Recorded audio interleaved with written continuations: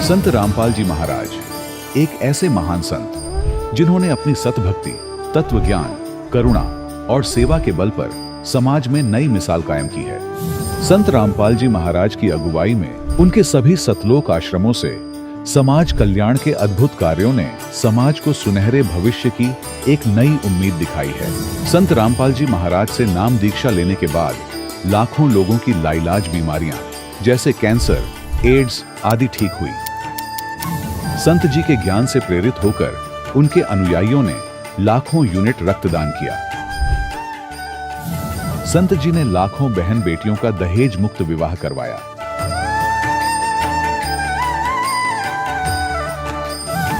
संत जी ने लाखों लोगों का नशा छुड़वाया, करोड़ों उजड़े परिवार बसे। संत जी के आश्रमों में समागम के दौरान निःशुल्क नेत्र चिकित्सा, दंत चिकित्सा प्रदान की जाती है। संत रामपाल जी महाराज द्वारा समय समय पर पर्यावरण संरक्षण के उद्देश्य से बड़े स्तर पर वृक्षारोपण किया जाता है। संत जी ने जरूरतमंदों को तत्काल राहत पहुंचाने के लिए एम्बुलेंस सेवा शुरू की। संत जी अपने अनुयायियों को देहदान के लिए प्रेरित करते हैं, जिससे मानवता की सेवा और चिकित्सा क्षेत्र में सुधार हो सके।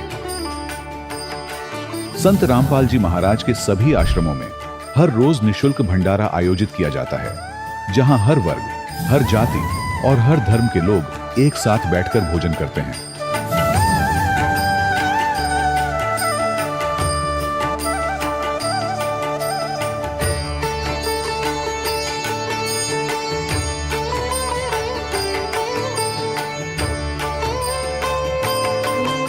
संत रामपाल जी महाराज की अन्नपूर्णा मुहिम ने गरीब और बेसहारा लोगों के जीवन में एक नई ऊर्जा और उम्मीद को जन्म दिया है।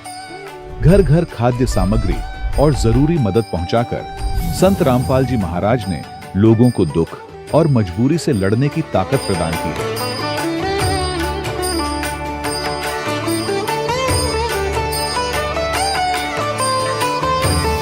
संत रामपाल जी महाराज द्वारा गरीब लोगों के लिए घर बनवाने का अद्भुत कार्य एक ऐसी मिसाल कायम कर रहा है जो सदियों सदियों संत जी की उदारता और दया भावना के तौर पर जाना जाएगा।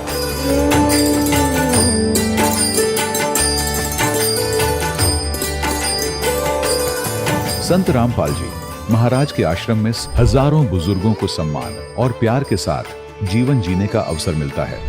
उनके खाने, रहने और स्वास्थ्य की पूरी जिम्मेदारी संत रामपाल जी महाराज उठाते हैं। अनाथ बच्चों के लिए संत रामपाल जी महाराज के सभी आश्रम किसी वरदान से कम नहीं। यहाँ उन्हें शिक्षा, संस्कार और भविष्य के लिए बेहतर अवसर प्रदान किए जाते हैं। चाहे बाढ़ हो, भूकंप या महामारी, संत रामपाल जी महाराज और उनके अनुयायी हमेशा ही जरूरतमंदों के लिए सबसे आगे खड़े रहते हैं। कोविड महामारी के दौरान संत रामपाल जी महाराज के आश्रमों से करोड़ों लोगों के लिए भोजन, दवाइयां और जीवन रक्षक सामग्रियां उपलब्ध कराई गई। चाहे गरीब की मदद हो या किसी शोषित और पीड़ित वर्ग के हक और सम्मान की लड़ाई, संत रामपाल जी महाराज ने हमेशा ही उनकी दबी आवाज को सरकारों तक पहुंचाया है और उन्हें उचित न्याय दिलवाने में अहम भूमिका अदा की है। समाज में आध्यात्मिक और सामाजिक मूल्यों के प्रति जागरूकता लाने में संत रामपाल जी महाराज हर कदम पर मानवता के सच्चे सेवक साबित हुए हैं। संत रामपाल जी महाराज का जीवन हमें सिखाता है कि सच्ची सेवा वही है जो निस्वार्थ भाव से की जाए। आइए हम भी इस महान सेवा के कार्य में इस महान संत से जुड़ें और संत रामपाल जी महाराज से नाम दीक्षा लेकर अपने जीवन को धन्य बनाएं।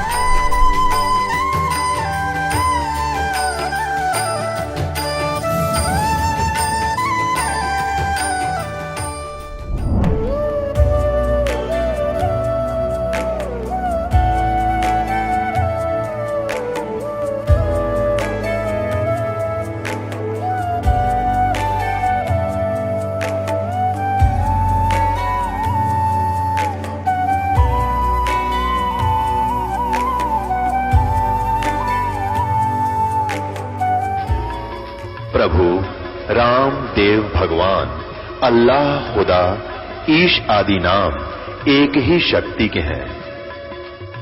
वो कैसा है, कहां है, कैसे मिलता है, किसने देखा है? ये प्रश्नवाचक चिन्ह पूर्ण रूप से हटाने के लिए अवश्य सुनिए जगत गुरु तत्वदर्शी संत रामपाल जी महाराज के अमृत वचन, सर्व पवित्र धर्मों के पवित्र शास्त्रों के आधार पर। सत साहिब दर्शकों, मनुष्य अपने जीवन में शारीरिक सुख और मानसिक शांति की तलाश में अपने धर्म में प्रचलित सभी प्रकार की भक्ति साधनाएं करता है, लेकिन फिर भी जब उसके जीवन में न तो वास्तविक सुख मिलता है और न मन को शांति, तब वह निराश होकर नशे जैसी बुरी आदतों का शिकार हो जाता है। दर्शकों, कुछ ऐसी ही कहानी थी पंजाब के रहने वाले सरबजीत सिंह जी की। सरबजीत सिंह जी बचपन से ही व्रत उपवास करना, गुरुद्वारों में दर्शन के लिए जाना, इन्हीं साधनाओं को भक्ति मानते थे। लेकिन इन सब साधनाओं के बावजूद भी न तो इनके जीवन में सुख था और न ही शांति। लेकिन दर्शकों, आज सरबजीत सिंह जी का कहना है कि जब से मैंने संत रामपाल जी महाराज से नाम दीक्षा ली है, तब से मेरे जीवन के सारे शारीरिक कष्ट और मानसिक परेशानियां छू मंत्र हो गई हैं। भगवान संत रामपाल जी महाराज की दया से मेरी कई वर्षों की नशे जैसी बुरी आदत भी छूट गई है। दर्शकों, आखिर ऐसा क्या है संत रामपाल जी महाराज द्वारा दी जाने वाली भक्ति साधना में कि जिन लोगों का नशा छुड़वाने में सरकारें और महंगे इलाज भी असफल हो जाते हैं, वे संत रामपाल जी महाराज से नाम दीक्षा लेने मात्र से नशे जैसी आदतों से भी बहुत ही आसानी से मुक्त हो जाते हैं। आखिर इसके पीछे की सच्चाई क्या है? आइए सुनते हैं सरबजीत सिंह जी की कहानी, उन्हीं की जुबानी। सर नमस्कार। सर क्या नाम है आपका? सरबजीत जी। कहाँ से आए हैं सर आप? मैं टारी तो आया जी, पंजाब तो आया। सर आपने संत रामपाल जी महाराज जी से नाम दीक्षा कब ली? संत रामपाल जी महाराज जी के 3 साल हो गए जी।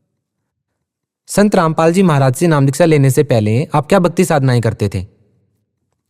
ਭਗਤੀ ਇਹ ਕਰਦੇ ਸੀ, ਦੇਵੀ ਦੇਵਤਿਆਂ ਨੂੰ ਸਾਰਿਆਂ ਨੂੰ ਮੰਨਦੇ ਸੀਗੇ ਜੀ। ਸਾਰੇ ਗੁਰਦੁਆਰੇ ਵੀ ਜਾਣਾ, ਮੰਦਰ ਮਸੀਤ ਵੀ ਜਾਣਾ, ਜਿੱਥੇ ਵੀ ਕੋਈ ਕਹਿੰਦਾ ਸੀਗਾ ਉੱਥੇ ਜਾਣਾ, ਪਰ ਲਾਭ ਕੋਈ ਨਹੀਂ ਹੁੰਦਾ ਸੀਗਾ ਜੀ। संत रामपाल जी महाराज की शरण में कैसे आए आप? ਸੰਤ ਰਾਮਪਾਲ ਜੀ ਮਹਾਰਾਜ ਜੀ ਕੀ ਸ਼ਰਨ ਆਏ ਜੀ, ਜਿਨ੍ਹਾਂ ਦੇ ਮੈਂ ਨੌਕਰੀ ਕਰਦਾ ਸੀਗਾ। ਉਹਨਾਂ ਨੇ ਨਾਮਦੇਸ਼ ਲਿਆ ਸੀਗਾ ਜੀ। ਨਾਮਦੇਸ਼ ਲਿਆ ਸੀਗਾ ਤੇ ਉਹਨਾਂ ਨੇ ਮੈਨੂੰ ਨਹੀਂ ਦੱਸਿਆ ਜੀ। ਤੇ ਮੈਨੂੰ ਕਹਿੰਦੇ ਵੀ ਮੋਗੇ ਚੜਾ ਜਾ। ਮੈਂ ਮੋਗੇ ਚੜਾ ਗਿਆ ਟ੍ਰੇਨ ਤੇ ਜੀ। ਤੇ ਦੂਜੇ ਦਿਨ ਗੱਲਾਂ ਕਰਨ ਲੱਗ ਗਏ ਆਈ ਦੀ, ਤੇ ਮੈਂ ਵੀ ਦਾਰੂ ਮੈਂ ਪੀਂਦਾ ਹੁੰਦਾ ਸੀਗਾ। ਦਾਰੂ ਪੀਣੀ, ਮੀਟ ਵੀ ਖਾਣਾ, ਸ਼ਰਾਬ, ਬਹੁਤ ਬਰਿਆਈ ਵੀ ਬਥੇਰੀ ਕੀਤੀ ਆ ਜੀ। ਐਵੇਂ ਕਦੇ ਕੁਛ ਨਹੀਂ ਮੈਂ ਨਸ਼ਾ ਛੱਡਿਆ, ਸਾਰੇ ਕਰਕੇ ਵੇਖੇ ਆ ਜੀ। ਉਦੋਂ ਬਾਅਦ ਜੀ ਉਹਨਾਂ ਨੇ ਭੈਣ ਜੀ ਬੋਲੇ ਵੀ, ਮੈਂ ਕਿਹਾ ਵੀ ਮੈਂ ਵੀ ਨਾ ਹੁਣ ਅੰਮ੍ਰਿਤਸਰ ਜਾਊਂਗਾ। ਦਾੜੀ ਮੈਂ ਰੱਖ ਲਈ ਸੀਗੀ ਜੀ ਐਡੀ, ਅੰਮ੍ਰਿਤਸਰ ਜਾਊਂਗਾ, ਨਾਮ ਮੈਂ ਵੀ ਅੰਮ੍ਰਿਤ ਛਕ ਕੇ ਆਉਣਾ, ਮੈਂ ਵੀ ਗੁਰੂ ਵਾਲਾ ਬਣਨਾ। ਕਹਿੰਦੇ ਗੁਰੂ ਤੋਂ ਬਗੈਰ ਮੁਕਤੀ ਨਹੀਂ ਹੋ ਸਕਦੀ। ਇਹਨਾਂ ਨੂੰ ਜੀ ਕਹਿੰਦੇ ਵੀ ਜੇ ਤੈਨੂੰ ਗੁਰੂ ਪੂਰਨ ਮਿਲਾ ਦਈਏ। ਮੈਂ ਕਿਹਾ ਵੀ ਜੀ ਗੁਰੂ ਕਿਵੇਂ ਪੂਰਨ ਮਿਲੂਗਾ, ਵੀ ਇਦੋਂ ਵੱਡਾ ਤਾਂ ਹੈ ਹੀ ਨਹੀਂਗਾ, ਵੀ ਅੰਮ੍ਰਿਤ ਛਕ ਲਿਆ। ਅਤੇ ਉਹ ਆ, ਮੈਂ ਕਿਹਾ 10ਵੇਂ ਪਾਤਸ਼ਾਹ ਉਹਨਾਂ ਨੇ ਇੰਨਾ ਪਰਿਵਾਰ ਵਾਰਤਾ, ਉਹ ਮੈਂ ਕਿਹਾ ਵੀ ਠੀਕ ਆ। ਅਤੇ ਉਹਨਾਂ ਨੇ ਜੀ ਮੈਨੂੰ 3 ਦਿਨ ਇਹ ਗੱਲਾਂ ਗੁਰੂ ਜੀ ਦੀਆਂ ਦੱਸੀਆਂ ਵੀ ਬਾਬੇ ਗੁਰੂ ਨਾਨਕ ਦਾ ਕਬੀਰ ਗੁਰੂ ਸੀਗਾ, ਵੀ ਉਹ ਪ੍ਰਮਾਤਮਾ ਸੀਗੇ। ਅਤੇ ਇੱਕ ਦਿਨ ਮੈਂ ਸੁਬਾਹ ਨੂੰ ਆਇਆ ਅਤੇ ਮੈਨੂੰ ਆਂਦੇ ਨਾ ਵੀ ਉੱਥੋਂ ਨਾ ਜਿਹੜੇ ਕਮਰੇ ਦੇ ਵਿੱਚੋਂ ਸਰੂਪ ਪਏ ਆ ਅਤੇ ਉਹ ਪਾਸੇ ਚੱਕ ਦੇ। ਮੈਂ ਕਿਹਾ ਵੀ ਚਲੋ ਚੱਕ ਦਿੰਦਾ ਜੀ। ਉਹ ਚੱਕੇ ਜੀ, ਅਤੇ ਬਾਬੇ ਗੁਰੂ ਨਾਨਕ ਦੀ ਉਹ ਜੋਤ ਕਰਦੇ ਹੁੰਦੇ ਸੀ, ਮੈਂ ਉਹ ਛੱਡਤੀ। ਦੂਜੇ ਸਾਰੇ ਸਰੂਪ ਚੱਕ ਦਿੱਤੇ ਅਤੇ ਫੋਟੋ ਫਾਟੋਆਂ ਸੇ ਲਾਹਤੀਆਂ। ਉਹ ਕਹਿੰਦੇ ਮਗਰੇ ਉਹ ਭੈਣ ਜੀ ਆ ਗਏ, ਕਹਿੰਦੇ ਆਹ ਨਹੀਂ ਚੱਕੇ। ਮੈਂ ਕਿਹਾ ਜੀ ਇਹ ਤਾਂ ਤੁਸੀਂ ਜੋਤ ਕਰਦੇ ਆ ਜੀ। ਕਹਿੰਦੇ ਇਹ ਵੀ ਚੱਕ ਦੇਣੀ ਸੀਗੀ। ਮੈਂ ਕਿਹਾ ਜੀ ਇਹ ਕੀ ਗੱਲ, ਮੇਰੇ ਹੋਰ ਹੀ ਮਨ ਨੂੰ ਉਦੋਂ ਖੜਕ ਲੱਗੀ ਵੀ ਇਹ ਕੀ ਬਣੂਗਾ, ਵੀ ਇਹ ਕਿਹੜੇ ਸੰਤਾਂ ਕੋਲੇ ਜਾ ਵੜੇ ਜਿਹੜੇ ਬਾਬੇ ਗੁਰੂ ਨਾਨਕ ਦੀ ਵੀ ਜੋਤ ਨਹੀਂ ਕਰਨੀ। ਉਹ ਕਹਿੰਦੇ ਨਹੀਂ, ਹੁਣ ਪੂਰਨ ਪਰਮਾਤਮਾ ਦੀ ਜੋਤ ਕਰਨੀ ਆ, ਜੋ ਬਾਬੇ ਗੁਰੂ ਨਾਨਕ ਦਾ ਗੁਰੂ ਸੀਗਾ ਕਬੀਰ ਸਾਹਿਬ। ਮੈਂ ਕਿਹਾ ਅੱਛਾ ਜੀ, ਇਹ ਗੱਲ ਹੋਈ। ਚਲੋ ਉਹਨੇ ਨੂੰ ਦੀ ਚਾਹ ਪੀਤੀ, ਮੈਂ ਟਰੈਕਟਰ ਲੈ ਕੇ ਪੈਲੀ ਵਾਹੁਣ ਚਲਿਆ ਗਿਆ। ਮੇਰੇ ਸਾਰੀ ਦਿਹਾੜੀ ਇਹ ਮਨ ਦੇ ਵਿੱਚ ਆਉਂਦੀ ਰਹੀ ਵੀ ਹੁਣ ਮੈਂ ਕੀ ਕਰਾਂ, ਵੀ ਅੰਮ੍ਰਿਤਸਰ ਜਾਵਾਂ, ਵੀ ਇਹ ਵੀ ਗਿਆਨ ਵੀ ਇਹ ਸਹੀ ਬੋਲ ਰਹੇ ਆ, ਬੜਾ ਪ੍ਰੇਮ ਦਾ ਗਿਆਨ, ਤੇ ਕੋਈ ਐਡਾ ਔਖਾ ਵੀ ਹੈ ਨਹੀਂਗਾ। ਨਾਮ ਕਹਿੰਦੇ ਉੱਠ ਤਾਂ ਨਾਮ ਬੈਠ ਤਾਂ ਵੀ ਜਿਵੇਂ ਮਰਜ਼ੀ ਲੇਟ ਕੇ ਵੀ ਕਰ ਲਓ, ਪੈ ਕੇ ਵੀ ਕਰ ਲਓ, ਕੰਮ ਕਰਦੇ ਵੀ ਕਰ ਲਓ, ਵੀ ਇਹ ਵੀ ਸੌਖਾ। ਮੈਂ ਕਿਹਾ ਵੀ ਨਹੀਂ ਸ਼ਾਇਦ ਤਾਂ ਕਿਤੇ ਹੋਰ ਆ, ਵੀ ਜਿਵੇਂ ਹੋਰ ਸੰਤ ਵੀ ਹੈਗੇ ਆ, ਕੋਈ ਆਪੋ ਆਪਣਾ ਗਿਆਨ ਦੇਈ ਜਾਂਦੇ ਆ ਜੀ। ਨਹੀਂ ਮੈਂ ਅੰਮ੍ਰਿਤਸਰ ਹੀ ਜਾਊਂਗਾ ਜੀ। ਇਹਦੇ ਨੂੰ ਕੀ, ਜਦੋਂ ਦੂਜੀ ਵਾਰ ਰਾਤ ਨੂੰ ਮੈਂ ਦਾਰੂ ਪੀ ਲੈਂਦਾ ਸੀਗਾ ਜੀ, ਜਦੋਂ ਦੂਜੇ ਦਿਨ ਫੇਰ ਮੈਨੂੰ ਆਖਿਆ ਭੈਣ ਜੀ ਨੇ ਆਂਦੇ, ਮੈਨੂੰ ਸੁਣਾਈ ਵੀ ਵਈ ਨਦੀ ਤੇ ਬਾਬੇ ਗੁਰੂ ਨਾਨਕ ਨੂੰ ਜਿੰਦਾ ਮਹਾਤਮਾ ਦੇ ਰੂਪ ਦੇ ਵਿੱਚ ਪ੍ਰਮਾਤਮਾ ਮਿਲੇ ਸੀਗੇ, ਤੇ ਉਹਨਾਂ ਨੇ ਬਾਬੇ ਗੁਰੂ ਨਾਨਕ ਦਾ ਵੀ ਗੁਰੂ ਉਹੀ ਆ।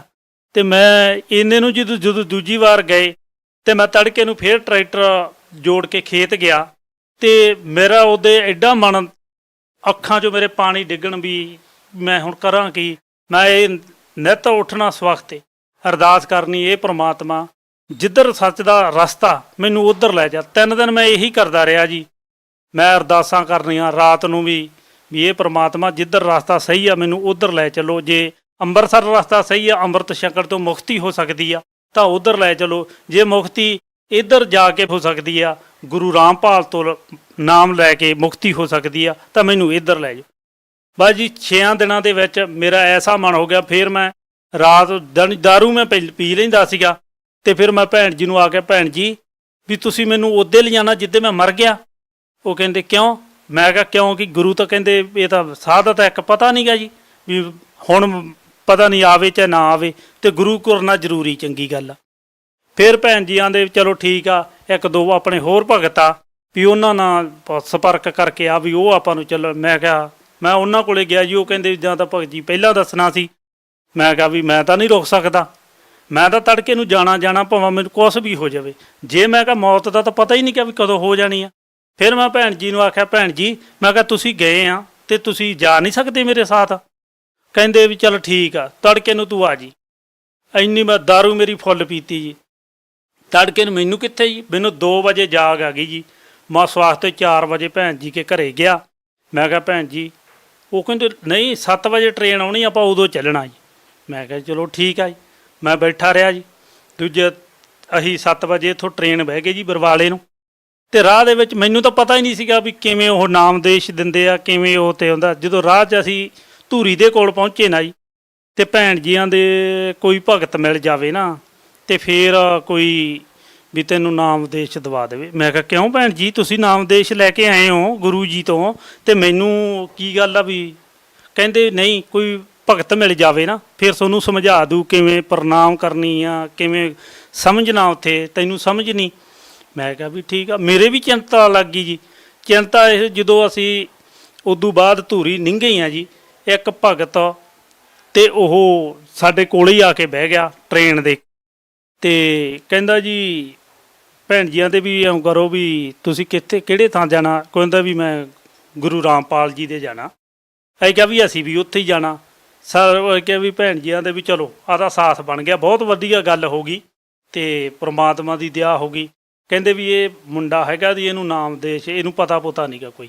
ਉਹ ਕਹਿੰਦਾ ਮੈਂ ਜ਼ਰੂਰ ਦਵਾਊਂਗਾ ਜੀ, ਤੇ ਤੁਸੀਂ ਬੇਚਿੰਤਾ ਹੋ ਜਾਓ। ਚਲੋ ਜੀ ਉੱਥੋਂ ਉਹਨਾਂ ਨੇ, ਜਦੋਂ ਅਸੀਂ ਅੰਦਰ ਗਏ, ਇੰਨੀ ਸ਼ਾਂਤੀ ਜੀ ਉੱਥੇ, ਭਾਈ ਕਿਆ ਮੇਰਾ ਤਾਂ ਮਨ ਗਦ ਹੋ ਗਿਆ ਜੀ। ਇੰਨੀ ਕਿਤੇ ਜਮਾਂ ਵੀ ਆ, ਮੈਂ ਜਿਉਂ ਇੰਨਾ ਹੋ ਗਿਆ, ਮੈਨੂੰ ਸ਼ਾਂਤੀ ਆਈ ਨਹੀਂ ਕਿਤੇ ਮਨ ਨੂੰ।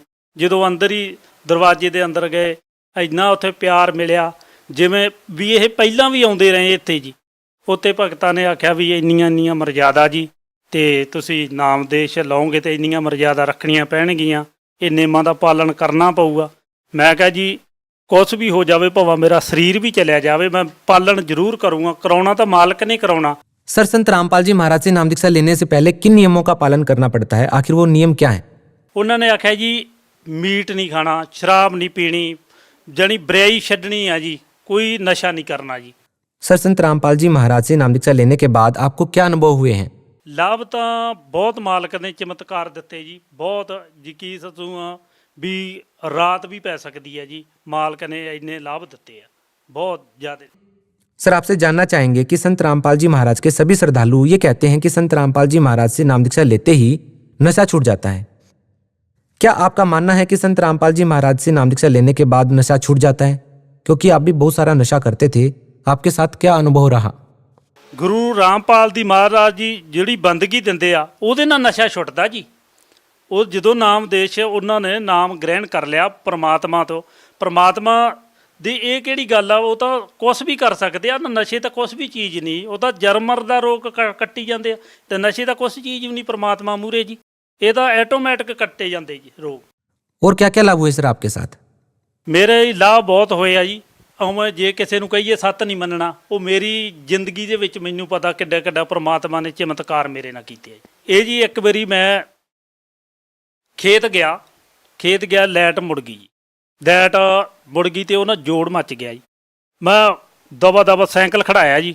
ਮੈਂ ਹੁਣ ਕਿਸੇ ਨੇ ਭਗਤ ਨੇ ਮੰਨਣਾ ਨਹੀਂ ਗਿਆ, ਕਿਸੇ ਨੇ ਨਹੀਂ ਮੰਨਣਾ ਵੀ ਇਹ ਕਿਵੇਂ ਹੋਇਆ। ਉਹ ਸਾਨੂੰ ਪਤਾ ਗੁਰੂ ਕੀ ਕਰਦਾ ਸਾਡੇ ਵਾ, ਉਹਨਾਂ ਨੂੰ ਸਭ ਪਤਾ ਵੀ ਮੇਰੇ ਬੱਚੇ ਕਿਵੇਂ ਰੱਖਣੇ ਆਪਦੇ। ਮੈਂ ਦਵਾ ਗਿਆ ਤਾਂ ਮੈਂ ਵੇਖਿਆ ਨਾ, ਮੈਂ ਕਿਹਾ ਲਾਈਟ ਮੁੜ ਗਈ। ਉਹ ਵੇਖਿਆ ਉਹ ਤੇਰਾ ਇਹਦਾ ਲਾਈਟ ਦਾ ਫੇਰ ਤਾਰ ਮੱਚ ਗਈ। ਉਹ ਮੈਂ ਹੱਥ ਨਾਲ ਹੀ ਮਰੋੜਤੀ ਇੰਨੇ ਨੂੰ ਜੀ, ਮੋਟਰ ਹੱਥ ਨਾਲ ਹੀ ਮਰੋੜੀ ਜਾਂਦਾ ਤੇ ਮੋਟਰ ਚੱਲ ਪਈ ਜੀ। ਉਹ ਮੈਂ ਕਿਹਾ ਇਹ ਤਾਂ ਲਾਈਟ ਆ ਗਈ ਆ। ਐਡੀ ਪ੍ਰਮਾਤਮਾ ਨੇ ਇਹ ਵੀ ਚਮਤਕਾਰ ਕੀਤਾ, ਨਹੀਂ ਤਾਂ ਮੇਰੀ ਮ੍ਰਿਤੂ ਸੀਗੀ, ਲਾਈਟ ਕਿੱਥੇ ਛੱਡਦੀ ਜੀ। संत रामपाल जी महाराज ने जो भक्ति विधि आपको प्रदान की है, उसके बारे में आप क्या कहना चाहेंगे? ਸੰਤ ਰਾਮਪਾਲ ਜੀ ਮਹਾਰਾਜ ਜੀ ਜਿਹੜੇ ਆ ਨਾ ਭਗਤੀ ਉਹ ਦਿੰਦੇ, ਸਭ ਤੋਂ ਵੱਡਾ ਜਰਮਰ ਦਾ ਰੋਗ ਆ ਜੀ। ਇਹ ਬਾਬੇ ਗੁਰੂ ਨਾਨਕ ਨੇ ਇਹੀ ਬੰਦਗੀ ਕੀਤੀ ਹੈ ਜੀ। ਇਸੇ ਨਾਲ ਜਰਮਰਨ ਕੱਟਿਆ ਜਾ ਸਕਦਾ ਜੀ। सर आप भगत समाज को क्या संदेश देना चाहेंगे? ਭਗਤ ਸਮਾਜ ਜੋ ਇਹੀ ਮੈਂ ਹੱਥ ਪ੍ਰਾਰਥਨਾ ਹੀ ਕਰਦਾ ਜੀ, ਹੱਥ ਜੋੜ ਕੇ ਵੀ ਗੁਰੂ ਰਾਮਪਾਲ ਜੀ ਮਹਾਰਾਜ ਜੀ ਕੋ ਨਾਮ ਦਿਸ਼ਾ ਲਿਓ ਤੇ ਆਪਣਾ ਕਲਿਆਣ ਕਰਾਓ। देखिए सर, श्रद्धालु संत रामपाल जी महाराज से नाम दीक्षा कैसे ले सकते हैं? ਇਹ ਜੀ ਵੇਖੋ, ਹੁਣ ਤਾਂ ਜ਼ਿਲ੍ਹਿਆਂ ਦੇ ਵਿੱਚ ਬਹੁਤ ਥਾਂ ਚੈਨਲ ਤੇ ਇੱਕ ਥੱਲੇ ਪੀਲੀ ਪੱਟੀ ਦੇ ਉੱਤੇ ਆਉਂਦੇ ਨੰਬਰ ਆਉਂਦੇ ਆ ਜੀ। ਉਹ ਕਿਸੇ ਵੀ ਸੰਪਰਕ ਕਰ ਸਕਦੇ, ਫੋਨ ਕਰਕੇ ਤੇ ਤੁਸੀਂ जुड़ सकते जी ना। सर आप ये बताइए कि संत रामपाल जी महाराज अन्य धर्म गुरुओं से किस प्रकार अलग हैं? ਇਹ ਜੀ ਸਭ ਤੋਂ ਇਹ ਗੁਰੂ ਜੀ ਆ ਵੀ ਸਾਰੇ ਵੇਦ, ਚਾਰੇ ਵੇਦ, ਗੀਤਾ, ਕੁਰਾਨ ਸ਼ਰੀਫ, ਬਾਈਬਲ, ਗੁਰੂ ਗ੍ਰੰਥ ਸਾਹਿਬ, ਬਾਲਾ ਸਾਖੀ, ਸੰਦਲੀ ਪ੍ਰਾਣ, ਇਹ ਸਾਰਾ ਵਿਖਾਉਂਦੇ ਆ ਜੀ। ਕਿਸੇ ਅੱਜ ਤੱਕ ਕਿਸੇ ਸੰਤ ਨੇ ਇਹ ਵਿਖਾਇਆ ਹੀ ਨਹੀਂ ਜੀ। जी बहुत बहुत धन्यवाद। सच है। दर्शकों, अभी आपने सुने संत रामपाल जी महाराज से दीक्षा प्राप्त करके सुखी हुए भक्त के अनुभव। अब देखिए जगत गुरु तत्वदर्शी संत रामपाल जी महाराज के मंगल प्रवचन। उसका नंबर आया कि 5-6 घंटों के बाद कई बुलाने के लिए आवाज लगाई, रे गरीबू आजा, तेरा नंबर आ गया, अपना गऊओं को घेर, खड़ा हो जा, इनके आगे चरा इनको। अब बिल्कुल निकट जा लिया तो भी ना बोलिया वो, क्योंकि वो तो आत्मा जारी ऊपर खोखा रखा था। अब उस साथी ना आकर के उसको पकड़ के ला, भगत जी खड़ा हो ले, चल तेरा नंबर आ गया। वो यूं गिर गए। गिरते तो वहां उन्होंने देखा इसमें सांस नहीं तो मर गया। सारे पाली इकट्ठे हो गए, 2-3 गांव में भागे आए, लड़की का लड़का मर गया। इस संदेश को सुनते ही, इस दुख भरी खबर को सुनते ही दोनों माता पिता बेहोश हो गए, क्यों 12 वर्ष में संतान प्राप्त हुई थी और वो भी इकलौता पुत्र बेहोश होकर गिर गए। और गांव के लोग भागे वहां 1.5 किलोमीटर गांव से दूर खेतों में कबलाना गांव की तरफ ये स्थान है, जहां आज भी एक यादगार बना रखी है वहां के व्यक्तियों ने, उन गरीबदास जी के वंशजों ने, कि सचमुच यहाँ पर ऐसी घटना घटी थी।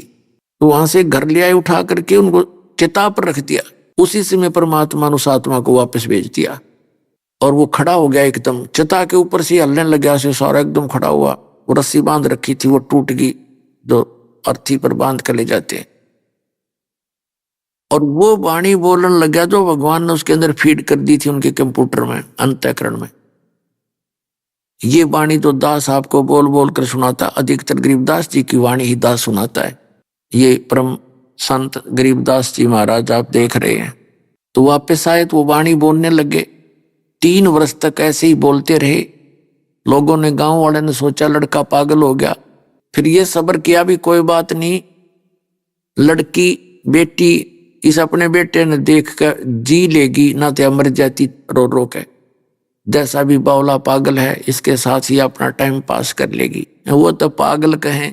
3 वर्ष के बाद एक दादू पंथी कबीर साहब दादू साहब जी को भी ऐसे ही लेकर गए थे, जिंदा महात्मा के रूप में आए थे। 7-8 वर्ष के थे वो दादू जी, सतलोक में लेकर गए थे, फिर वापस छोड़ा था। तीसरे दिन 3 दिन अचेत पड़े रहे थे। ऐसे ही फिर उन्होंने भी कहा था, जिन मोह को निज नाम दिया सोए सतगुर हमार, दादू दूसरा कोई नहीं ये कबीर सिरजनहार। तो दादू पंथी एक महात्मा थे, वैश्य घर का जन्म था बानिये का, और 65 साल की उम्र वाली थी। घर त्याग के संन्यास ले रखा था, और दादू पंथ से दीक्षित था। वो संतों की वाणी का परिचित था। कबीर साहब की वाणी कोई पढ़ता था। वो साधु वेश धारण कर रखा था, उसने लाल कपड़े पहन रखे थे। और वहां एक छुडानी के में उसका कोई सेवक था, वहां आता जाता था। 3 वर्ष के बाद एक दिन वो आ गया। अब जो जिसके घर वो आता था उसने कहा कि महाराज जी, हमारे एक लड़की का लड़का पागल हो गया। एक बाबा जी ने कुंवारी गाय का दूध निकाल कर जंतर मंत्र से और लड़के ताई पिला दिया, पागल हो गया। वो तो मर गया था। तो शुक्र है भगवान ने उसके सांस वापस दे दिए। और उसके बाद एंड बैंड बोलता है, हुआ बाई बकता रहता है। और कहते हैं संतों की विद्या को संत ही ठीक कर सकते हैं। तो दादू पंथी गोपाल दास ने कहा कि बुलाओ उस बच्चे को, देख लेता हूं। ये थोड़े बहुत झाड़े झूड़े लाने का काम ये तकरीबन सीख लेते हैं, रोटी खाने का ब्योतिन का खूब हो जाता है। तो वो गया, उस लड़के के नाना जी के पास गया, गरीबदास जी के नाना जी के पास। शिवलाल नाम था, शिवलाल। और 5-7 बुजुर्ग से आदमी लेकर बच्चे ने महात्मा के पास आ गए। गोपाल दास जी ने पूछा कि बच्चा, वो कौन था जिसने तेरा जीवन नाश कर दिया, बर्बाद कर दिया? क्या नाम था उसका? क्या पिला दिया तेरे को? तब गरीबदास साहिब जी ने कहा कि बाबा जी, मुझे बर्बाद नहीं, उसने आबाद कर दिया। हम सुल्तानी नानक तारे दादू को उपदेश दिया, जात जुलाहा भेद न पाया, वो काशी माहे कबीर हुआ। अलल पंख अनुराग है सुन मंडल रथीर, दास गरीब उधार दिया, मोए सतगुरु मिले कबीर। अनंत कोट ब्रह्मंड का एक रति नहीं भार, सतगुरु पुरुष कबीर हैं ये कुल के सिरजनहार। अब परमात्मा ने तो जड़ी लगा दी अमृतवाणी की, डटे नहीं डटे। तेज पुंज तन दे धर कर इस विधाम को भेंट ही। अरस कुरस पर ऊपर रहते हैं परमात्मा, वहां से चल कर आते। अरे वो 65 साल का वृद्ध एक 13 वर्ष के बालक के आगे हाथ जोड़ के खड़ा हो गया। अरे गांव वालों, यो बावड़ा कोई ना, बावड़े तुम हो पागल, इसको समझ नहीं सके। ये तो अमृत बरसा रहा है, ये गूढ़ रहस्य आज तक हे भगवान कदे देखा ना सुना। इसी गहरी वाणी बोली ने, और बुद्धिमान के एक के 2 वाणी खटक जाती है। 13 वर्ष के बालक के आगे हाथ जोड़ के खड़ा हो गया 65 वर्ष का महात्मा। अरने बोला, महाराज जी, या सारी वाणी लिखवा दो, मैं लिख दूंगा। गरीबदास जी चल पड़े, जैसे बालक चल पड़ता है, बाबा जी उसके पीछे पीछे। गांव वाले ने सोचा यो भी, इसका भी असर हो गया भाई, बाबा जी का भी। अब निकल गए दोनों खेतों साइड में। गांव वाले बोले तो बुरी बला है गरीब इस बच्चे में तो भाई कोई। बाबा जी का भी असर कर दिया इसने, इसके साथ ही हो लिया। तीसरे दिन गरीबदास जी ने सभी करती दी, बाबा जी बात सुन ले, जब सारे तो लिखे तो मैं लिखवाऊं, कदे बीच में बात जो छोड़ के फिर बात नहीं बनेगी। तो गोपाल दास ने कहा, महाराज मैं तो कति फरी हो रहा हूं, घर तो मन तोर काम में नहीं। तो गरीबदास जी का एक बेरी का वो था बाग, उसमें एक जंडी का पेड़ था। उस जंडी के पेड़ के नीचे बैठ के मार्च में शुरू किया था उन्होंने, फागुन में समझ लो स्टार्ट में, और 6 महीने तक वो लेखन कार्य गरीबदास जी बोला करते, वो लिखा करते। जब भी घर के काम तो फुर्सत मिल जाती, जब आ जाती, तो पुण्यात्मा वो अमृत ज्ञान आज परमात्मा ने पुनः इसलिए गरीबदास जी के द्वारा अपने महिमा की वाणी को पुनः प्रकट करवाया कि जो कबीर पंथ है इसमें काल के दूत घुस गए, और इन्होंने अपने अपने हिसाब से उसमें काफी परिवर्तन कर लिया। जैसे आप कबीर साखी पढ़ते हो, कबीर साखी में कहीं पर ऐसा है कि सत नाम रटते रहो जब तक घट में प्राण। तो किसी ने तो वहां राम नाम कर लिया, किसी ने हरि नाम लिख लिया, किसी ने केसो केसो रटते रहो जब तक घट में प्राण। तो इस तरह कुछ वाणियों में परिवर्तन कर लिया, और जो वाणी इनका समझ में नहीं हुआ न्यो की न्यो रहेगी। वो मूल ज्ञान अब भी सुरक्षित है जो दास आपको दिखाता है। परमात्मा ने कहा था 5505 वर्ष जब बीत जाएंगे, जब मेरा ये वचन साचा होगा और फिर कलयुग में हम फिर आवांगे और इस पूरे विश्व को तत्व ज्ञान देंगे, सारे का कल्याण करेंगे।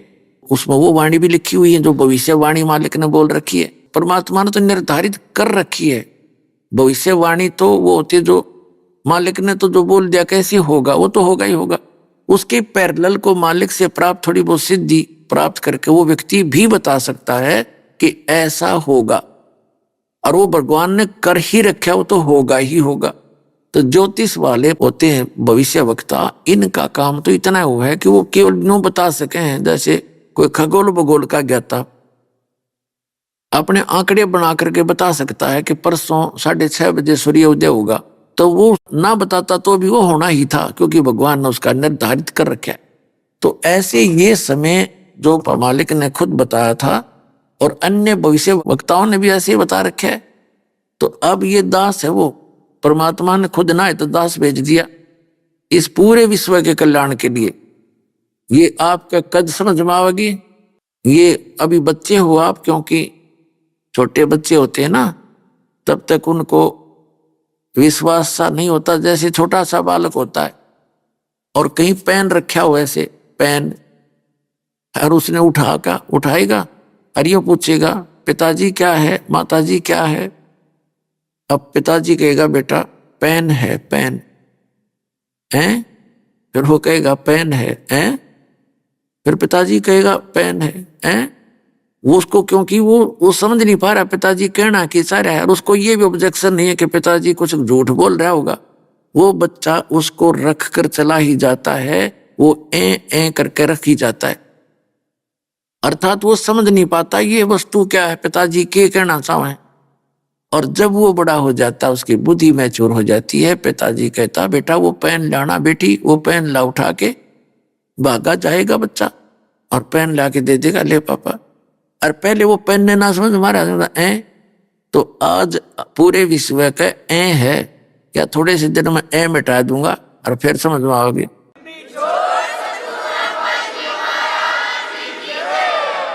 इस तत्व ज्ञान से या मिट जाएगी, बुद्धि मैच्योर हो जाएगी, फिर आपने दूर दिखाई देगा वो सारा का सारा न्योक का न्योक सचमुच यही है जो कुछ है। तो पुण्यात्माओं, उस अमृतवाणी में क्या बताया, धर्मराय दरबार में देई कबीर तलाक, मेरे भूले चूके हंस को तू पकड़िए मत कजाक। धर्मराज के न्यायाधीश के ऑफिस में गरीबदास जी ने आके बताया अपनी वाणी में कि गोपाल दास, जब परमात्मा मुझे वहां धर्मराज के दरबार में लेकर गए और धर्मराज हाथ जोड़कर खड़ा हो गया करबद्ध, और परमात्मा जैसे बड़ा अधिकारी छोटे अधिकारी पर डांट मारा करे, एसपी जैसे ऐसे चोन धमकाया करे, ऐसे जाकर डांट लगा रहा है और वो जी सर कर रहा है। गरीबदास जी बता रहे आंखों देखा धर्मराय दरबार में देई कबीर तलाक, मेरे भूले चुके हंस ने तू पकड़िए मत कजाक। बोला पुरुष कबीर से धर्मराय कर जोड़, और तेरे हंस न पकड़ो ने मन 2 लाख करोड़। हे परमात्मा, आपके हंस को मैं नहीं पकड़ूंगा। परमात्मा ने कहा कि मेरे भक्त का तू लेखा जोखा भी मत करना, और गलती से आ जा तो मेरे पास भेज देना। तो धर्मराज ने कहा कि परमात्मा, आपकी शरण माने से पहले इसके गुड और बैड अकाउंट दोनों होते हैं। तो इसके जो बैड अकाउंट में इसके बुरे संस्कार हैं, उसके अनुसार तो दाता मैंने सदा सुनानी पड़ेगी, मेरी मजबूरी है, उसका कोई विकल्प बताओ। तो परमात्मा ने कहा कि कर्म भ्रम ब्रह्मंड के मैं पल में कर दो नेस, उनको क्रॉस मार दूंगा, और जिन हमारी 2 दिशो करो हमारे पेश। बोल सतगुरुदेव।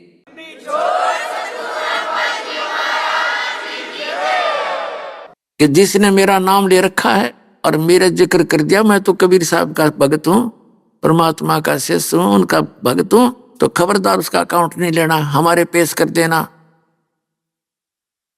तो पुण्यात्मा एक भगत बता रहा था कि मेरी रात्रि के समय मैंने सपना आया और दो आए इसी बूढ़ी बूढ़ी शक्ल के और पकड़ कर मेरी बांह, चल तेरा टाइम हो लिया, पूरा टाइम हो गया तेरा समय, मुझे ले गए ऊपर। मैंने उनसे रास्ते में पूछा, जब थोड़ी सी दूर रह लिया वो जहां वो मुझे ले जाना चाह रहे थे, मैंने पूछा भाई कौन हो तुम, कहाँ ले जा रहे हो मुझे? कि हम हैं यम के दूत और पहले ले जाओगे तेरे धर्मराज के दरबार में और फिर जैसा आदेश होगा फिर हम तेरे को वहां छोड़ देंगे। ने बोला यम के दूत और महाराज थारा के मेल भाई, तुम तो मुझे ले जा नहीं सकते, तो तुम्हें पता है मैं कबीर साहब का भगत हूँ, ऐसे नाम ले रखा है मैंने, मैं कबीर परमात्मा का बच्चा हूँ, तुम नहीं ले जा सकते मुझे। वो बोले चाल चाल सीधा था ना तो न घट देंगे। ने बोला मैं गुट्टम गुट्टा उनके साथ छुटाने लग गया, वो छोड़ने क्यों करे। दोनों खूब खुच्चम खुच्चा हो गया हम तीनों जने। तो वो तगड़े थे, मेरा भी कई मार गए, मुझे खड़ा कर लिया। तो वो फिर डर गए इस बात, तब इतना कॉन्फिडेंस से जब कह रहा है कि गड़बड़ हो जा, थारे चूक लागी हो। एक ने कहने लगा तू इसके पास खड़ा रहा, मैं पहले अंदर जाके वेरीफाई कराया हूं। तो उसने जाके कहता मैंने न सुने दूर थे, वो तो मालिक की लीला थी, अंदर बतलाते। उसने कहा जी ऐसे ऐसे एक व्यक्ति लाए हैं जो आपका आदेश था, वो तो यूं कहे मैं कबीर साहब का भगत हूं, तो मुझे ले जा नहीं सकते। ये बात कहने दे उसने फट दे वो फाइल खोली उसकी, ने बोला नकम्मे यू नहीं है, वो दूसरा है इससे नाम का, और पटको इसने मरवाओगे मन्ने भी। तो वो यूं कहता सुने तो मन्ने भी मरवाओगे न, छोड़ का तुरंत बाइज्जत। तो जब वो वापस आए ने बोला छोड़ दे बीमारी ने, बोला ऊपर तो पटक दिया बरे बेटा ने ऊपर से, और इज्जत तो इकड़े छोड़ने थे। बोला ऊपर तो पटक दिया, नु आऊ मैं सबकी लेनता, और नीचे आया जब एकदम नु आँख खुली मेरी, उठा तो मेरे हाथ पैर काम नहीं करे, सारा शरीर पसीना पसीना। जब मैं ठीक ठाक जाग जाता तो मेरे नो सोचूं सपना है यो, मेरा 10 मिनट के बाद तो मेरे शरीर हरकत में आया था, ऐसी स्थिति है। तो पुण्यात्माओं आपका ऐसे समर्थ से मेल हो गया है, अब सच्चे दिल से भक्ति करना, पूरे परिवार की रक्षा करेगा और सतलोक जाओगे, वहां जाकर सुंदर शरीर पाओगे। बोलो सतगुरुदेव की जय हो।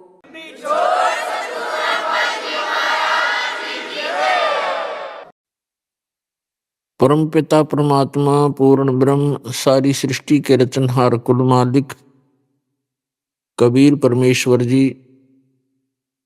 अल्लाहु Akbar, great God, complete God Kabir परमेश्वर जी की असीम रजा से आप पुण्यात्माएं सत्संग सुनने के लिए उपस्थित हुए। मानव जीवन का मिलना अति दुर्लभ है। पुण्यात्माओं आध्यात्मिक ज्ञानहीनता के कारण हम अपने मानव शरीर को, इस मानव जीवन को संसारिक कार्यों में ही नष्ट कर जाते हैं, जबकि इस मानव शरीर का एक विशेष कार्य परमात्मा ने बताया आकर के कि मनुष्य जीवन केवल परमात्मा की भक्ति के लिए प्राप्त हुआ है। यदि आप जी परमात्मा की भक्ति करते रहोगे तो आपके सांसारिक कार्य भी उस गॉड पावर से, परमात्मा की शक्ति से आसानी से होते रहेंगे, और जो आप अपने सारा जीवन में नहीं कर सकते परमात्मा चंद ही वर्षों में कर देता है।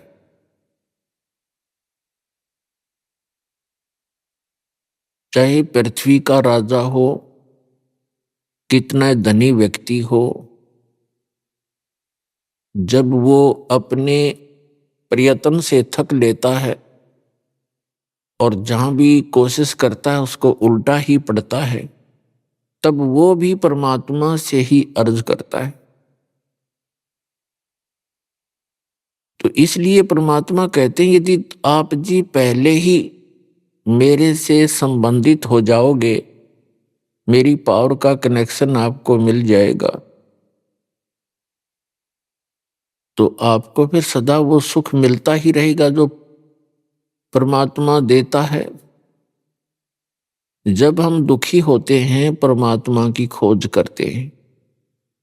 आत्मा को ये पूरा ज्ञान है कि जो सुख भगवान दे सकता है वो इंसान नहीं दे सकता, चाहे राष्ट्रपति से भी आप मेल कर लो, उसकी भी असमर्थता होती है। लेकिन परमात्मा की डिक्शनरी में, परमात्मा के शब्दकोश में असंभव शब्द नहीं है। इसलिए उस परमेश्वर ने आके स्वयं ही यथार्थ ज्ञान बताया है, क्योंकि जब तक भगवान आकर स्वयं ज्ञान नहीं देते तब तक इस काल भगवान के द्वारा भ्रमित संत, साधु, फकीर, ब्राह्मण, मुल्ला, काजी, ये जो भी जिस धर्म का प्रवक्ता है, वो काल प्रेरणा से और अज्ञानता के कारण वो इस काल भगवान की ही महिमा बताता है, जो ना सुख दे सकता है, केवल दुख ही दे सकता है। यदि कोई व्यक्ति आम की महिमा बताकर और बबूल का बीज दे देता है कीकर का, वो गुण तो गा रहा है आम के कि शीतल छाया होती है, कांटे रहित होता है, मीठे फल लगते हैं। आम के गुणों में तो ऐसा ही लिखा है, लेकिन बीज बबूल का बो देने से, बीज देने से वो उसको कांटे ही प्राप्त होते हैं, आम नहीं प्राप्त हो सकते। ठीक इसी प्रकार जितने भी परमात्मा से अपरिचित ऋषि, महर्षि, ब्राह्मण, गुरु, मुल्ला, काजी, पीर हुए हैं, वो चले तो थे आम की खोज में, लेकिन काल प्रेरणा से प्रेरित ये अन्य ऋषि महर्षि मिल जाने से उन्होंने बबूल बोली, किक्कर बीज ली आम के धोखे में। तो पुण्यात्मा वो किक्कर इतनी बीज दी कि इस दास के लिए उन सब को साफ करना कठिन हो रहा है। अब हमें उस आम की महिमा का पता चला।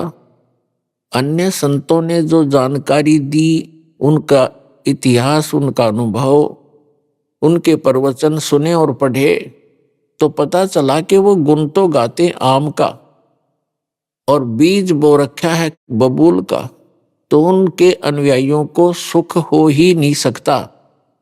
वो पूर्ण परमात्मा की महिमा, सत्य पुरुष, अमर पुरुष, अकाल मूर्त की महिमा सुनाते हैं, लेकिन जो मंत्र हैं, नाम है, वो बीज है, वो बबूल का दे रखा है, वो काल की साधनाएं कर रहे। तो बबूल बो के आम की इच्छा रखना भी मूर्खता है। आम का बीज बो के और फिर उससे हम आस्था बनाएं कि इसके आम लगेंगे, तो लगेंगे ही लगेंगे। तो यथार्थ भक्ति जो है, सत्य भक्ति, सत्य ज्ञान, वो तो है आम का पेड़,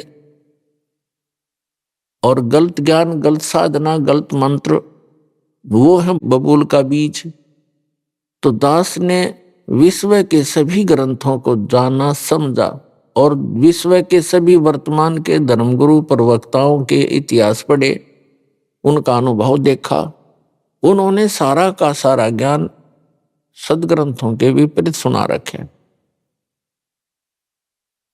और जिसका भयंकर परिणाम उनके अनुयायियों को भोगना पड़ रहा है। कोई सुखी नहीं। परमात्मा के लिए निकले थे, जहां से चले थे वहीं खड़े हैं, उल्टे दुख और शुरू हो गए उनको। तो पुण्यात्माओं, जब आपको यथार्थ ज्ञान होगा तब आपको पता चलेगा कि सचमुच अभी तक तो हम अपना व्यर्थ जीवन कर रहे थे। तो परमात्मा आकर हमें ज्ञान सुनाते हैं कि इस मनुष्य जीवन का जो मूल उद्देश्य है परमात्मा प्राप्ति, अच्छे काम करना और अपना निर्वाह के लिए भी प्रयत्नशील रहना। और निर्वाह भी भगवान ही दया बख्शेगा तब होगा। वैसे तो जब तक आपको पूर्ण परमात्मा नहीं मिलते, आपको केवल आपका संस्कार ही मिल रहा होता है। संस्कार बनता है पूर्व जन्म के शुभ और अशुभों से। जिनके अशुभ अधिक हैं उनको दुख घने हैं, जिनके शुभ ज्यादा हैं इस किस्मत में तो उनको सुख मिल रहा है। और जिनके संस्कार में, जिनके प्रारब्ध के अंदर, किस्मत के अंदर सुख है, वो चाहे कोई साधना कर रहे हैं या ना कर रहे हैं और कितने पाप कर रहे हैं, तो वो सुखी ही नजर आते हैं हमारे को, क्योंकि उनके पूर्व जन्म की वो बैटरी चार्ज है जो उसने पहले जन्म जन्मांतर में कर रखी है, अर्थात शुभ कर्म संचित कर रखे हैं, संग्रह कर रखे हैं, और वो उसके काम कर रहे हैं। अब चाहे वो भक्ति करे या ना करे, उसको वो तो मिलेगा ही मिलेगा। और जिस दिन वो पुण्य समाप्त हो जाएंगे, उसकी वह बैटरी डिस्चार्ज हो जाएगी, क्योंकि आगे चार्जर ठीक नहीं। भविष्य की जो भक्ति है वो शास्त्र अनुकूल नहीं है, जिस कारण से फिर वो उस व्यक्ति पर आपत्ति पड़ेंगी, फिर बहुत देर हो चुकी होगी। और जिनके भाग्य में दुख अधिक हैं, तो वो कितनी कोई सी साधना कर रहा है तो उसको दुख ही प्राप्त हो रहे हैं, और उन दुखों के निवारण के लिए वो परमात्मा की खोज में निकलता है। वो जहां भी जाता, ये काल के एजेंट बैठे हैं, वो बेचारा हार थक के और अपना जो हानि है उसको प्राप्त ही कर लेता है और रो रो के अपना समय व्यतीत करता है।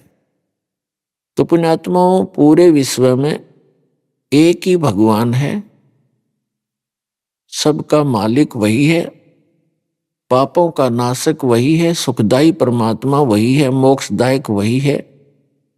उसकी भक्ति हमारे तक पहुंची नहीं, और जब वो भक्ति उसकी मिलेगी तो दुख नहीं रहेंगे, वो सुख का सागर है। तो वो भक्ति इस दास के पास है, परमात्मा ने मेहर करी है इस दास के।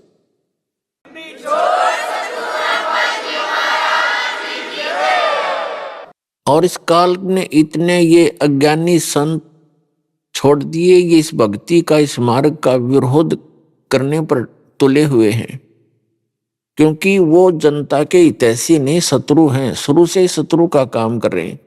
और इस मार्ग में जो बाधा कर रहे हैं परमात्मा के में, तो वो एक घोर पाप को इकट्ठा कर रहे हैं, बाद में पछताएंगे वो।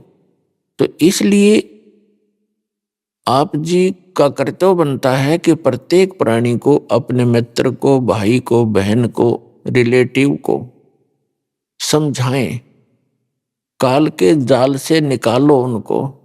वो भयंकर दुख का सामना कर रहे हैं, और इस मनुष्य जीवन को नष्ट करके आगे जो उनके ऊपर कहर टूटेंगे, वो पुण्यात्माओं अभी पता नहीं उनको। और इस परमात्मा की शरण में आने से वो हर दुख से छूट जाएंगे। एक प्राणी को उस गलत साधना से हटाकर इस कबीर परमेश्वर के इस सत्य मार्ग से जोड़ने का इतना पुण्य है उस व्यक्ति को, जो उसको वहां से सुलझा समझा के भगवान के दरबार में ले आता है। इतना पुण्य होगा जैसे करोड़ गौओं को और हत्थे में कटते हुए बचा दी जाए, करोड़ गायों को कसाई से छुटवा दिया जाए जो काटने को तैयार है।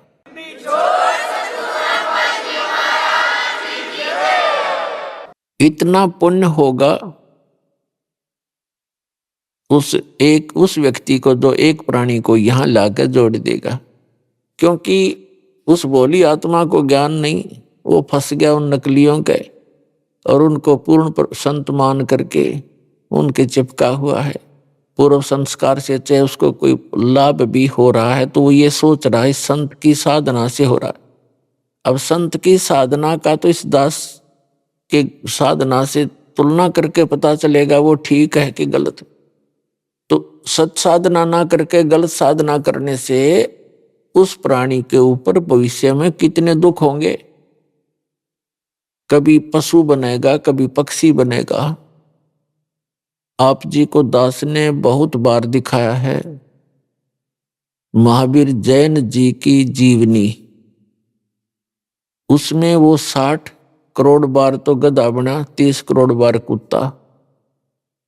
पशु योनि के भी इतने लगातार दुख भोगने पड़ते। एक कुत्ते के जीवन 60-30 करोड़, हाथी के जीवन 60 करोड़, गधे के जीवन 60 करोड़, और फिर जाकर के कभी कोई मानव शरीर प्राप्त होता है। तो उस पुण्यात्मा को जो यहां आ गया, उसके ये सारे दुख मिट जाएंगे। उसका फिर पुनर्जन्म या तो होगा मनुष्य का ही, और अन्यथा वो सीधा सतलोक चला जाएगा। दो ही बात है।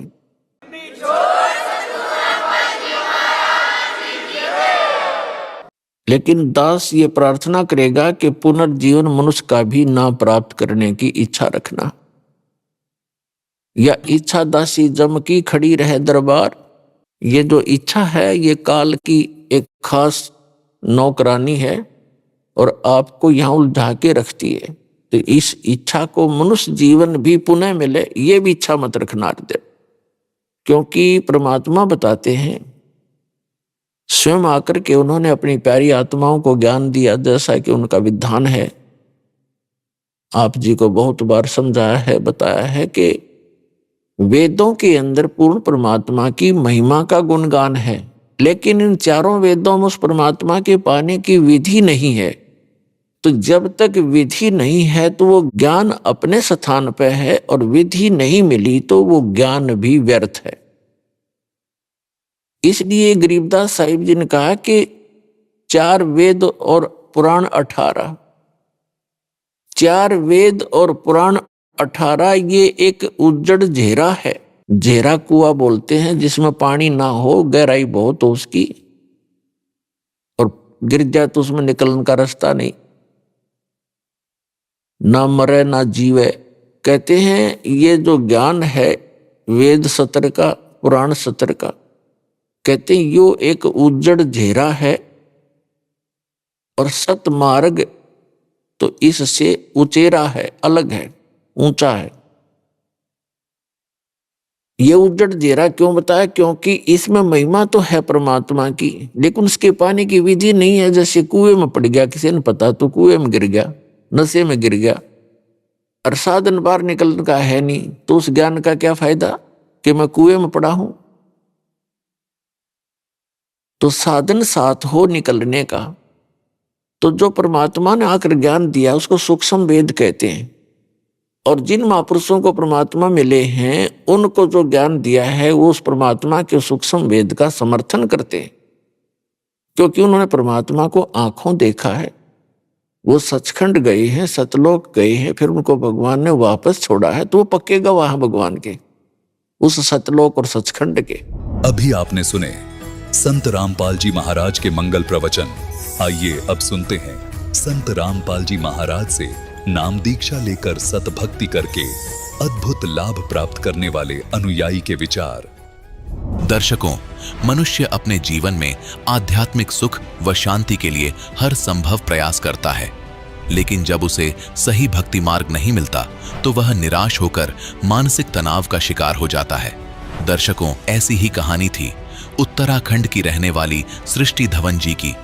सृष्टि जी अपने जीवन में कई प्रकार की भक्ति साधनाएं किया करती थीं। इन्होंने अनेकों प्रकार के जाप भी किए, व्रत भी रखे, लेकिन इसके बावजूद भी सृष्टि जी को जीवन में कोई सुख शांति नहीं मिली। लेकिन दर्शकों, आज सृष्टि जी का कहना है कि जब से मैंने संत रामपाल जी महाराज से नाम दीक्षा ली है, तब से मेरी जिंदगी पूर्ण रूप से बदल गई है।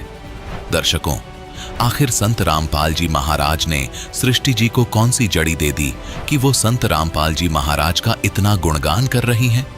आखिर इसके पीछे की सच्चाई क्या है? आइए सुनते हैं सृष्टि जी की कहानी, उन्हीं की जुबानी। नमस्कार जी। नमस्कार सर। क्या नाम है जी आपका? सृष्टि धवन। सृष्टि जी, आप कहाँ से हैं? उत्तराखंड काशीपुर से हूँ जी। संत रामपाल जी महाराज से नाम दीक्षा आपने कब ली? जनवरी 2014 में। सृष्टि जी, क्या आपने कोई भक्ति साधनाएं भी की हैं? भक्ति साधना हम जैसे सभी देवी देवताओं की हमारे समाज में, हिंदू समाज में चलती है, वो सब करते थे। और साथ साथ जो मेरे पापा थे वो कबीरपंथी जलंधर पंजाब से जुड़े हुए थे वहाँ से, लेकिन वहाँ से भक्ति करते थे, कोई लाभ नहीं मिलता था, पापा को बहुत दिक्कत आती थी। और वहाँ पे जो भी वो भक्ति साधना बताते थे वो यथार्थ नहीं थी। ऐसे अब हम संत रामपाल जी महाराज जी की शरण में आए हैं तो हमें पता चला है कि जो भी हमारे कबीर सागर में लिखा हुआ है वो सब वो भक्ति नहीं बताते थे हमें जलंधर पंजाब में। फिर भी लेकिन हम उनकी भक्ति करते थे उस टाइम, हमें क्योंकि ज्ञान नहीं था। और जो मेरी मम्मी हैं वो कामा मथुरा में वहाँ पे जाती थी और उनसे नाम दीक्षा ली हुई थी, लेकिन तब भी हमारे घर की जो कंडीशन थी बहुत बुरी थी, फाइनेंशियल कंडीशन भी बहुत बुरी थी और मेरे पापा हमेशा बीमार रहते थे। तो फिर आप संत रामपाल जी महाराज जी की शरण में कैसे गए, क्या कारण रहा? जैसे मेरे पापा हमेशा से धार्मिक उन्हें धर्म में इंटरेस्ट था, तो पापा सत्संग सुनते थे टीवी पे। एक दिन पापा ने लगा लिया तो उस पर संत रामपाल जी महाराज जी का सत्संग आ रहा था। पापा सत्संग देखते थे, जैसे हम तो छोटे थे, हमें कोई इतना ज्ञान नहीं था उस टाइम पे, छोटे थे हम, तो पापा सत्संग देखते थे और सुनते थे बहुत ध्यान से।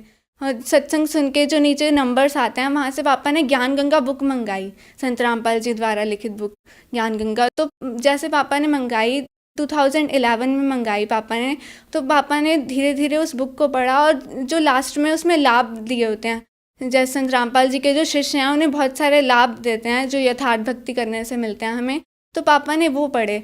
जैसे पापा बहुत बीमार रहते थे हमेशा की तरह, तो जो लाभ पड़े पापा को थोड़ा सा विश्वास हुआ, क्योंकि हर जगह भटक चुके थे हम, कोई भी धार्मिक स्थल नहीं छोड़ा होगा पापा ने जाने गए, इवन नेपाल तक गए हैं पापा अपनी बीमारी का इलाज करवाने के लिए। और गुरुद्वारे भी जाते थे, मंदिर में भी हर जगह जाते थे, या कोई भी धार्मिक कोई भी प्रोग्राम होता था जलंधर पंजाब में भी हर पूर्णमासी को जाते थे।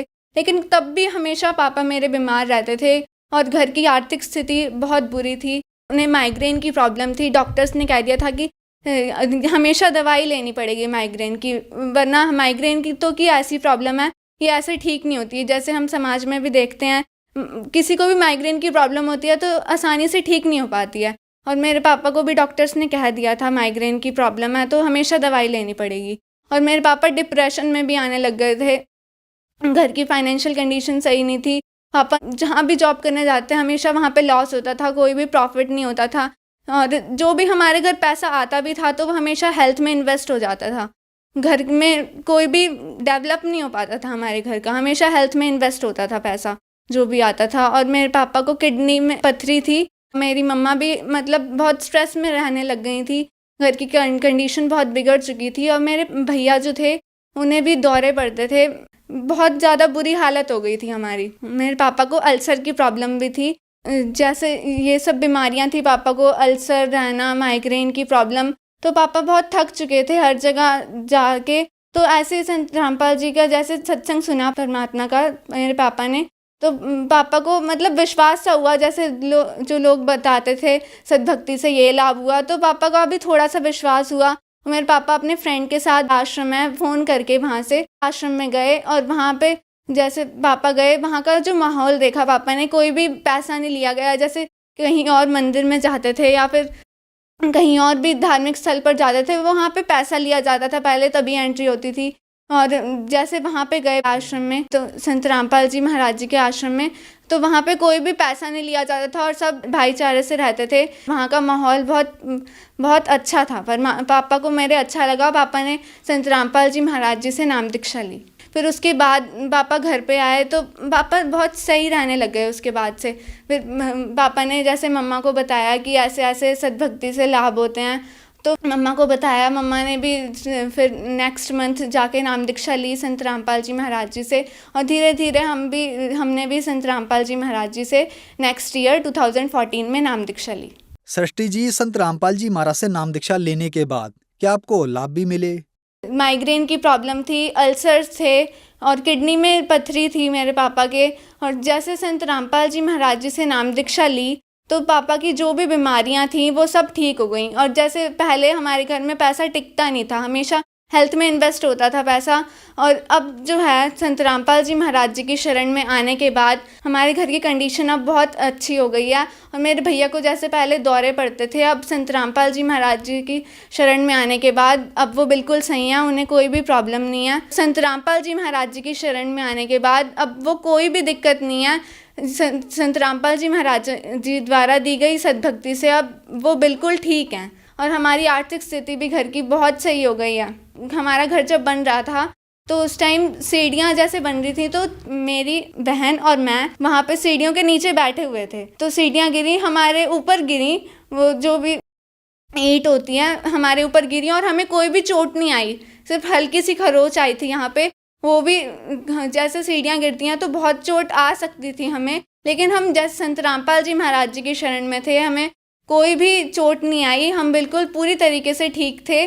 संत रामपाल जी महाराज जी की दिए गई सद्भक्ति से ये सब संभव हुआ और हमें आध्यात्मिक लाभ हुआ।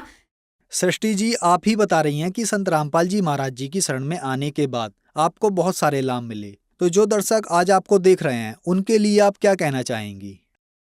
जैसे आज हमारी यूथ जनरेशन है, वो इस चीज़ को समझे कि क्या हमारे वेदों शास्त्रों में लिखा हुआ है। हम बुक्स पढ़ते हैं तो हमारे जो वेदों शास्त्रों में भी लिखा हुआ है, हमें वो भी पढ़ना चाहिए साथ साथ, और ये खोज करनी चाहिए कि पूर्ण भगवान कौन है, हमें बनाया किसने है। आज पढ़ा लिखा समाज है, यूथ जनरेशन है, हमें इंडिया में यूथ कंट्री कहा जाता है, इंडिया को डेवलपिंग कंट्री है, तो हमें ये समझना चाहिए कि हमारे जो होली बुक्स में लिखा हुआ है, क्या लिखा हुआ है उसके अंदर, भगवान के बारे में क्या लिखा हुआ है, पूर्ण भगवान है कौन। जो हमारा समाज है उसे ये पढ़ना चाहिए और देखना चाहिए कि कौन है वो भगवान जिनकी शरण में आने से हमें पूर्ण लाभ मिल सकते हैं। हम मरते हैं, जन्मते हैं, तो क्यों मरते हैं, हमारे जो ह्यूमन लाइफ है उसका उद्देश्य क्या है। हमें ह्यूमन लाइफ मिली है तो हमें ये भक्ति करने के लिए मिली है। ह्यूमन लाइफ ऐसे नहीं मिल जाती, वरना जो एनिमल्स हैं, इंसेक्ट्स हैं, बर्ड्स हैं, ये सब भी तो जी रहे हैं। हमें जो है वो अलग लाइफ मिली है, भगवान ने दिया तो किसी कारण तो दी होगी ना।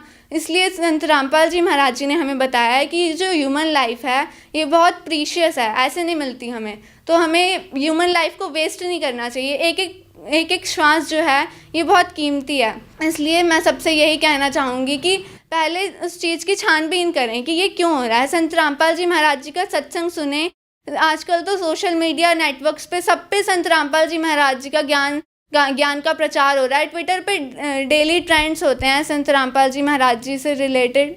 संत रामपाल जी महाराज बता रहे हैं कि ये गलत है और ये सही है, तो हमें भी ये पढ़ना चाहिए। हम फेसबुक, ट्विटर, इंस्टाग्राम, हर किसी सोशल मीडिया प्लेटफॉर्म पे जोरों शोरों से संत रामपाल जी महाराज जी का ज्ञान प्रचार चल रहा है। और जो संत रामपाल जी द्वारा लिखित बुक्स हैं, जीने की राह और ज्ञान गंगा, उसमें भी ज्ञान लिखा हुआ है, तो आप एक बार पढ़ें तो ज़रूर। अगर आपको नहीं भी मानना है तो मत माने, कम से कम पढ़ के तो देखें। ऐसा नहीं है कि नाम सुना कि संत रामपाल जी महाराज जी, हमें तो पढ़ना ही नहीं है, कम से कम रिसर्च तो करके देखें कि क्या लिखा हुआ है उसके अंदर। सृष्टि जी, संत रामपाल जी महाराज से नाम दीक्षा कैसे ली जा सकती है? जैसे संत रामपाल जी महाराज जी का सत्संग आता है और यूट्यूब, सोशल मीडिया, हर किसी पे संत रामपाल जी महाराज जी का ज्ञान प्रचार चल रहा है, तो आप उस पर एक नंबर्स लिखे होंगे, या फिर वेबसाइट है संत रामपाल जी महाराज जी की supremegod.org या www.jagatgururampalji.org। आप उस पर विजिट करके बुक्स मंगा सकते हैं पहले, या फिर ज्ञान समझिए, उसके बाद नाम दीक्षा लीजिए। आपको जो अगर कुछ भी विश्वास लगता है कि भगवान है इस धरती पे और वो कबीर साहिब जी हैं, और तो आप बुक्स को पढ़ें, पहले सत्संग सुने, फिर उनसे रिसर्च करके अच्छे से नाम दीक्षा तब लें। धन्यवाद जी। धन्यवाद।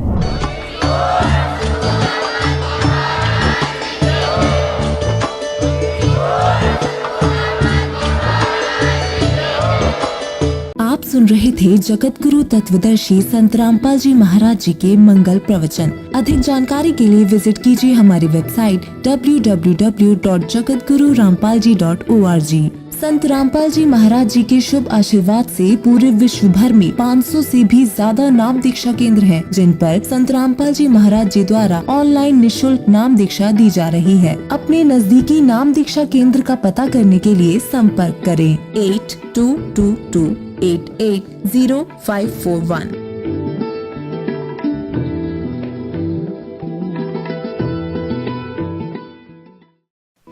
आप सुन रहे थे जगत गुरु तत्वदर्शी संत रामपाल जी महाराज के मंगल प्रवचन। अधिक जानकारी के लिए संपर्क करें।